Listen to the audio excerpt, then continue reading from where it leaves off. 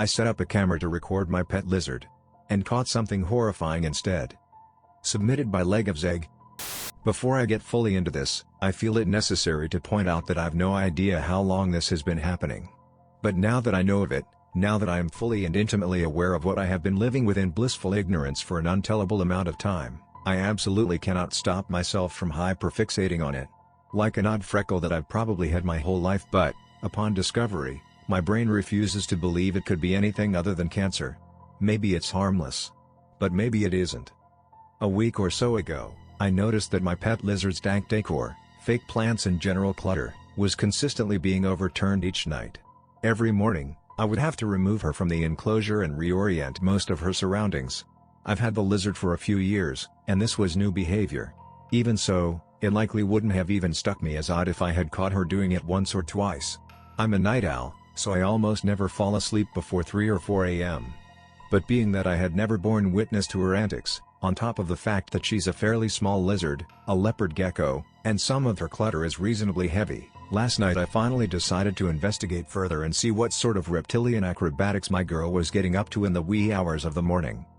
Now, my phone battery is utter garbage, but there was another solution: my mom's old digital camera. I say old, but I guess a more fitting term would be outdated, considering the prominence and availability of instant HD photo technology present in today's smartphones. Despite this, the camera is actually a pretty decent little gadget. Rechargeable battery, waterproof, and, most importantly, night mode. It took some effort to dig it out of the basement crawl space and recharge the battery, but by nightfall, I was ready to record Cirque du Lézard. I really wish I hadn't. I didn't bother setting up the camera until right before I was ready for bed, about 1:15 a.m. Early for me, yes, but I wanted to be able to wake up at a decent hour to view the footage. Fully charged, the battery would give me about 5 hours of continuous recording. Good. I switched it to night mode, long pressed the capture button to begin, and checked to make sure that the camera was recording clear video after turning off the lights.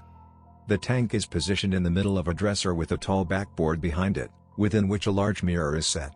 You know the type, every suburban white mom has one in each bedroom. I placed the camera at an angle, more toward the corner of the tank so that I could capture two views simultaneously, a standard, more head-on perspective, and that from behind the tank, reflected in the mirror.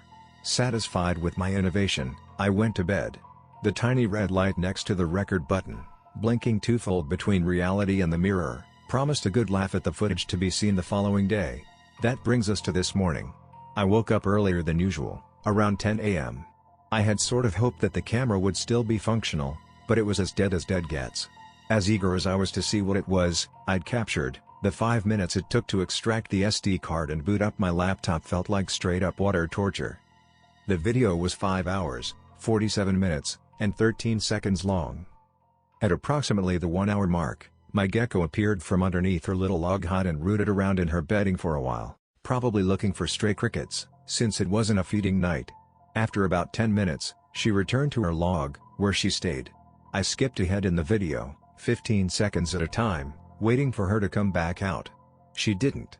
For the first time since waking up, I thought to actually look inside her tank. Not a bug out of place. None of her plants were upturned, none of the decorative statues or hide shifted or flipped or knocked over. I felt a twinge of disappointment in my gut inside. Of course, she would stop her antics the second I decided to look into them. I returned to my bed and made to close out the video, but something stopped me. I still had nearly 5 hours of unseen footage to go through. So, for no particular reason, I began to click through it, dragging the scrub bar and watching the frames zoom by. I stopped again at the 3.5 hour point, roughly 4:30 in the morning, when the thought occurred to me to listen for my own sleep talk. I'm somewhat famous in my family for holding full nocturnal conversations, so my newfound hope was that I'd at least captured some sort of mid-slumber rambling to laugh about later. 30 seconds of quiet, distant breathing. A light snore or two. That was all the normalcy afforded to me before the remaining contents of that video shook me to my very core. At exactly 3:33 and 33 seconds, the familiar creak of my bedroom door made me look up from my laptop, only to realize that the sound was coming from the video itself. The camera was not positioned to capture the door in its view, but it did anyway. Via the mirror. I felt my blood freeze in my veins.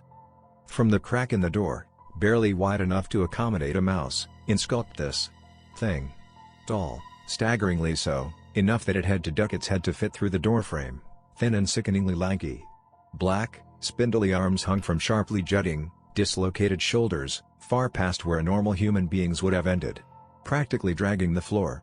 Its knees, just as thin and just as dark, bent backwards like those of some sort of grotesque bird, silent and fluid, where they looked as though they should have cracked and snapped with each awkward, lurching movement. It stepped like a shadow, impossibly quiet, unnaturally still between steps. The only audible sign of its presence was the creak and click of the door closing behind it.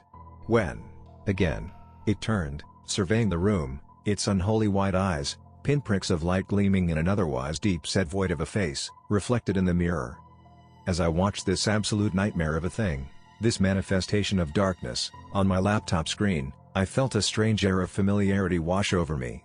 A part of my brain, the part accustomed to making jokes of everything as a form of macabre coping mechanism, laughed and pointed out that this must be my sleep paralysis demon.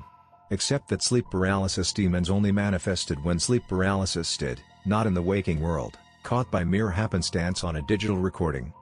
It hurt to breathe. It felt like this unholy creature's thin, branch-like fingers were pushing through my chest, claws of shadow winding themselves dangerously tight around my lungs. I wanted, more than anything, to close out of the video and pretend I'd never seen it. But, foolishly, I carried on, driven by horror and curiosity and an innate desperation to wake from whatever nightmare had begun with the opening of that video file.